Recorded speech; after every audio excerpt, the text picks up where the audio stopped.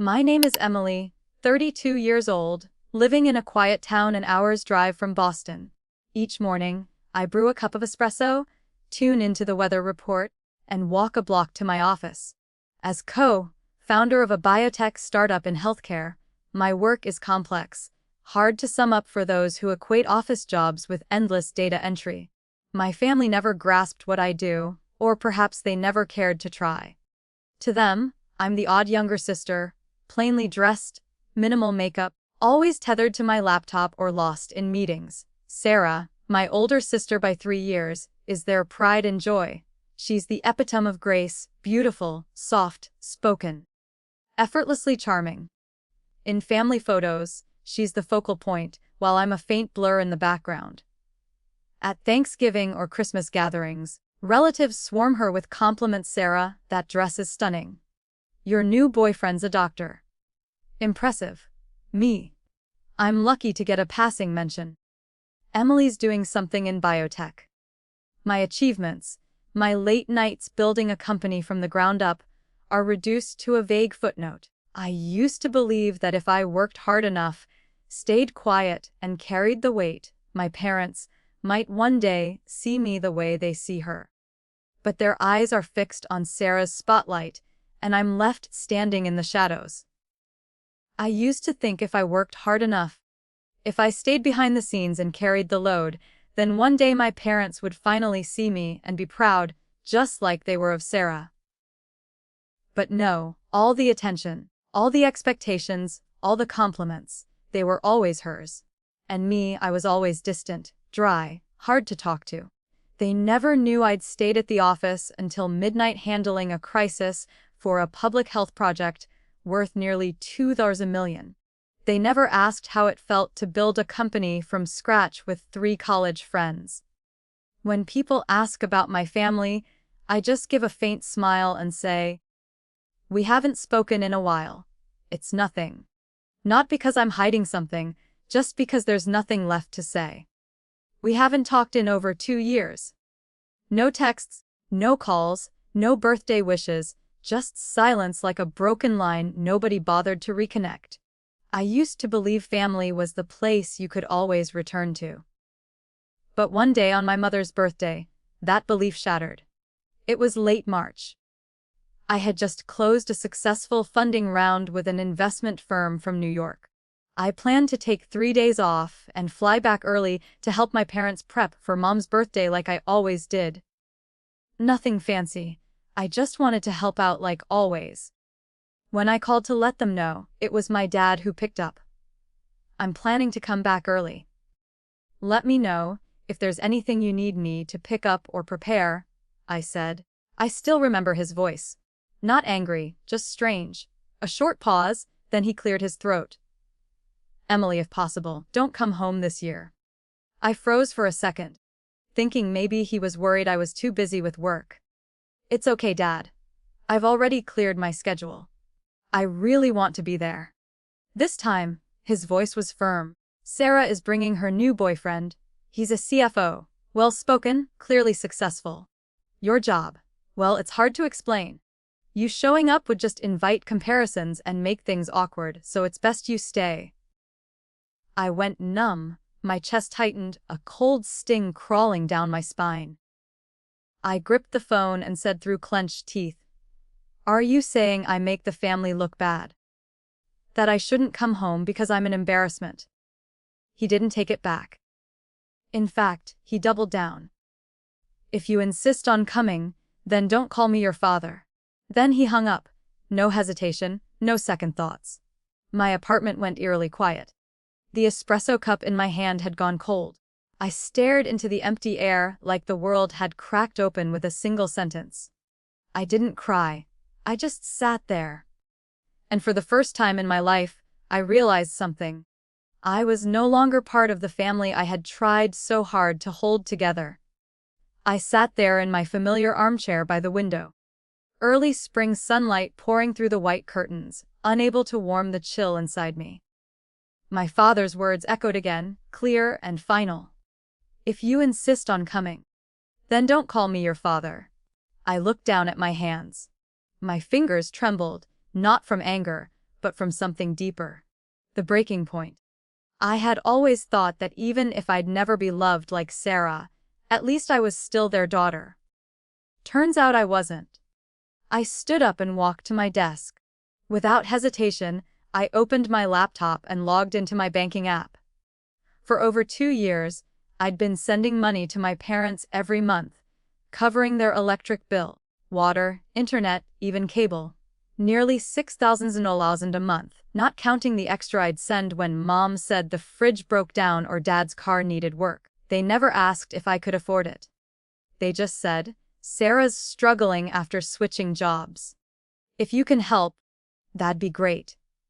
And I helped quietly as if it were my duty. As if responsibility were some invisible contract I'd signed the moment I started earning. I opened the transaction history and scrolled. The total popped up. Or 15,720. My heart sank. Not because I regretted it, but because even after all of that, I was never enough. Electric, water, internet. Click. Then another. Notifications popped up. Auto payment canceled successfully. No alarms, no warnings, just silence. Just like how I'd always existed in my family. That night, I couldn't sleep. Not because I was angry, but because I kept thinking about how everything unfolded, about what my father said, about how my entire family was willing to cast me aside just to impress Sarah's new boyfriend, a man I hadn't even met. I'd been compared all my life. But this was the first time I was publicly rejected. As if my existence was an inconvenience. Mom's birthday came quickly. I didn't call. I didn't send a card. I didn't post anything online. Not out of spite, but because I couldn't pretend anymore. At exactly 5:00 p.m., as I sat on my balcony sipping peppermint tea, my phone buzzed. It was my mom. I stared at the screen for a few seconds, then let it go dark. A message came in right after. "Emily, why is the power out? Can you check for us?" I sat down my tea and opened the next message from Dad. "No water, no internet. Call the providers. Your mom's freaking out." I sat in silence, eyes fixed on the tree line out back. No anger, no pain, just an eerie calm. They didn't ask, "Are you okay?" Not a word about the phone call. They just wanted me to do what I'd always done, clean up the mess. Then came a text from Sarah. "The internet's down, guests are coming, and Mom is almost nearly in tears." What's going on? I picked up my phone and typed. 3 weeks ago, Dad told me if I insisted on coming home, I shouldn't call him my father. I'm just doing what he asked. If this is inconvenient, maybe find someone you're not ashamed to introduce. I didn't send it. I deleted it. Not because I regretted it, but because I knew no matter what I said, they'd only hear what suited them. I set the phone down, leaned back in my chair, and closed my eyes. My little apartment was still and quiet. No complaints, no judgmental looks, no demands. The next day, Sarah left a voicemail. "Mom's been crying since last night. Do you know how important yesterday was? My boyfriend met the family for the first time and everything got ruined. You're so selfish." I listened to the whole message, then turned off my phone. For years, I hadn't been selfish enough. Now it was time. I opened my work email and checked the weekend operations report. One subject line stood out: New Jersey staff transfer to Boston. Awaiting approval. I opened the attached list, skimmed through the names, and then I stopped. James Carter. That name made my heart skip a beat. I remembered it because just 3 days ago, my mother had mentioned it. Sarah's boyfriend, James, works at a major corporation. I squinted at the file. Current position, Head of Finance, New Jersey Branch, transferring to Boston HQ. Approver Emily Watson, co-founder. I let out a small laugh, just a reflex. The world was smaller than I thought, and I knew what was coming had only just begun. I sat still in front of my laptop, hand resting on the mouse, my chest hollow, as if someone had taken a piece of my memory I'd clung to for too long. Nearly 16,000. Every cent of it paid by me month after month without reminders, without delays. And yet, not once had they said, "Thank you." Not once. I scrolled back through the payment list, The same lines repeating. 192.48 my electricity, 136.72 my water, 248.50 my internet and cable. Month after month, like I was their unpaid family accountant, unseen, unacknowledged, forgotten. I remembered the last phone call with my mom about a year ago when she called around midnight just to say, "Emily, the bathroom pipe burst. Can you call someone? Sarah's on vacation with her boyfriend. You're the only one left." It sounded harmless, but it was a bitter truth. I wasn't loved like a daughter. I was just the solution when the ones they truly cared about didn't show up. And now, being told not to come home because my presence didn't look good. I finally understood. All these years, nothing I did was ever received with love. I was only remembered when a bill needed paying or a problem needed fixing. But when I needed something, no one was there. My phone lit up again. A message from my mom. "Emily, I know yesterday got a little tense, but if you could take care of the internet bill, that would be great. Sarah is trying to keep things calm with the guests." I stared at the message like an outsider. No apology. No mention of the cruel rejection from my father. Just another request, like always. I set the phone down without replying. I stepped outside onto the porch. Sitting in the wooden chair under the fading April sun. Boston wasn't warm yet, but the crisp air somehow made me feel clearer. I thought about James, Sarah's new boyfriend, and now my incoming employee. The irony. My family excluded me from Mom's birthday because of him while he was about to report directly to me. If life were a comedy, this would be its finest punchline. I returned to my desk and opened the email. The subject line stood out. New hire confirmation, James Carter, transfer to Boston office. I clicked on the profile. Everything matched. Age, experience, degrees, a polished resume, exactly the kind Sarah would go for. Educated, established, charming on paper. I looked at the attached photo. Something familiar. Then I remembered we'd briefly met at a conference about 6 months ago. He shook my hand and politely called me co-founder Watson, but neither of us made the connection. Or rather, I never cared enough about Sarah to know who the man beside her was. Now I had a choice. Approve the transfer or deny it. But I knew I didn't need to do anything. Life had already written the perfect script. I just needed to sit back and see what would happen when Sarah found out. Her boyfriend reported to the sister who embarrassed the family. The next day, James arrived at the office. He stepped into mine with a folder, his face slightly tense. When I looked up, his eyes paused on me, then widened in shock. "Emily?" he asked softly. I smiled faintly, calm and composed. "Welcome to Pacific Genomics. I'll be reviewing the entire financial plan for this quarter. I look forward to working with you." James froze. His face flushed, then turned pale. No one in my family knew I co-founded this company. No one had ever asked what I really did. They just assumed I was some low-level desk worker. I said nothing more, just slid the contract toward him. James took it and quietly left the room. I leaned back in my chair. I wasn't happy. I wasn't sad. I just felt like the wheel had finally turned. And this time, I didn't have to say a word. The truth had spoken for itself. The morning of my mother's birthday, the Boston sky was unusually gray. A thick fog hung in the air, making everything look blurred, like the world itself was bracing for something to unravel. I poured myself a strong black coffee, sat by the window, and stared at the empty yard. I didn't plan to do anything. No texts, no calls, no birthday post. I just wanted things to play out exactly as they were without me. At 9:00 a.m., my phone buzzed. First message from Mom. "Emily, sweetheart, I think the power's out. Can you check for us? It's an important day." I placed the phone face down on the table. Same tone, sweet, gentle, like nothing had ever happened. Like I hadn't been told by my father that I embarrassed the family and shouldn't show up. 15 minutes later, a second message. This time from Dad. Still no power. Water's not running either. Is something wrong with the payments? Call the provider now. Short, Cold, no concern, no mention of me being excluded from the party. Just a command, like I was still their logistics manager. I sighed.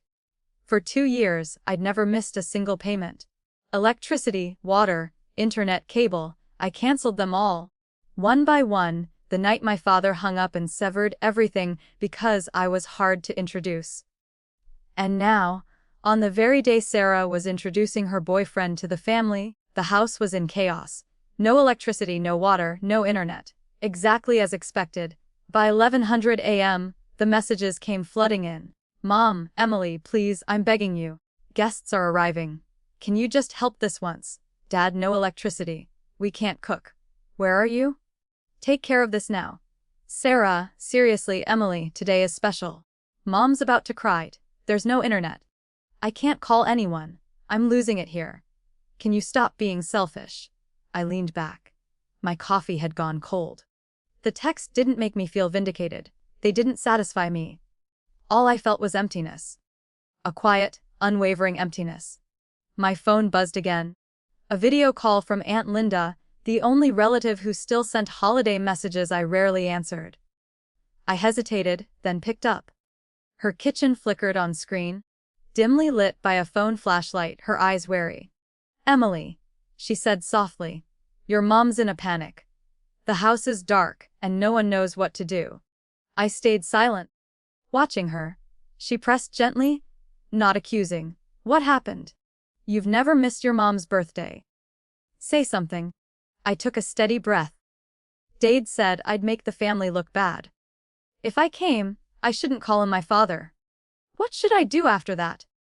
Linda's face froze, her eyes reflecting a flicker of understanding. In the background, my mother's voice cut through, sharp and dismissive. She's probably sulking. No one's heartless enough to do this. Then Sarah, frantic, James is almost here. Someone called the power company. I can't believe she did this today. I gave a faint, joyless smile. Linda heard it all. Suddenly, the screen shifted. James appeared, polished in his suit, his face stunned. Emily. He stammered. You're Emily Watson, who runs Pacific Genomics. I nodded calmly. He turned to the room, voice clear. She's my boss. She approved my transfer to Boston. Silence swallowed the room. Sarah's jaw dropped, my parents froze. No one spoke, I said evenly. Hope the introduction goes well, and ended the call. The apartment fell quiet, gray clouds dimming the afternoon light outside. A strange weightlessness settled over me. Not joy, not pain, but relief. I hadn't exposed them, the truth had done it for me. James's words unmasked their assumptions, revealing I was no desk worker, but the co-founder of Pacific Genomics. I pictured Sarah beside an unlit birthday cake, her perfect family facade crumbling as James called me his boss. My mother, fumbling with the cake tray, my father, red-faced, clutching the table, relatives, silent, eyes darting in confusion. Linda's nod before the call ended held a quiet respect. That evening, Sarah texted, her words a tangle of anger and desperation. You knew, didn't you? You let this ruin Mom's party. She's been crying all night. Wasn't that cruel? I sipped ginger tea on the couch, the steam easing the tightness in my throat. I felt no guilt, no triumph. After a pause, I replied I stayed home. I didn't start the call or call myself his boss. If one truth ruined your party, maybe it was never real. I hit send, expecting no response. Half an hour later, my mother texted, I never thought you'd get back at us like this. I leaned back, closing my eyes. Get back. I'd only stopped playing their game, paying bills for 2 years without a single thank you. Dismissed as an embarrassment. I was done chasing their approval. At 10 p.m., James emailed Emily, I'm sorry I didn't know sooner. I respect your silence today and your leadership, quiet, strong, fair. I'm ashamed not of you, but of what I saw. I replied, no need to apologize, James. We all choose how we see others. I keep family out of work, but I hope you see now silence can be strength.